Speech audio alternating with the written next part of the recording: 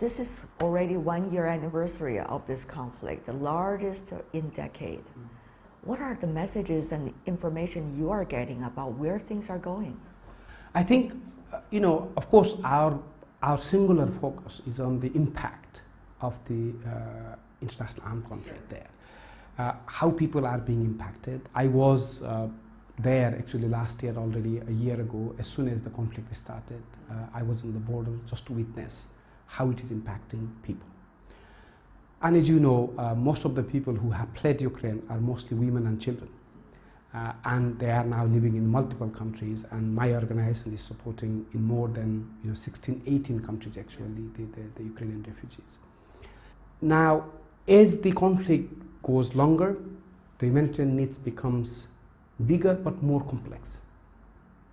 So what we are really trying to do is continue to bring the focus on the plight of the people, while at the same time hoping that there will be political discussions and hoping that a degree of trust is built between the sides to find solutions.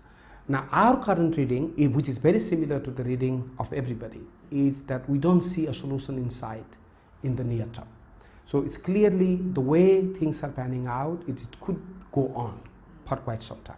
So that means right now we need to focus on meeting the urgent humanitarian needs. And they are multiple. There are multiple needs. Now, one thing what we have really found is now, as the time goes by, of course there are multiple physical needs of the people, but we are also finding increased mental health issues, the psychosocial issues. You are only a crisis management organization in a way. So many times what the humanitarian organizations allow is we allow to address the immediate humanitarian needs so that there is time for negotiations. But we cannot solve the problem. We allow the time to solve the problem.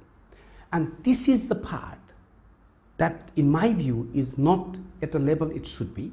But there is also a humility needed on the part of humanitarian organizations like mine. Sometimes also the humanitarian organization, we also project ourselves as we can solve everything. We don't. Humanitarian organizations can contribute. Humanitarian organizations can reduce the human suffering. Humanitarian organizations, by reducing the human suffering, allow time for political discussions.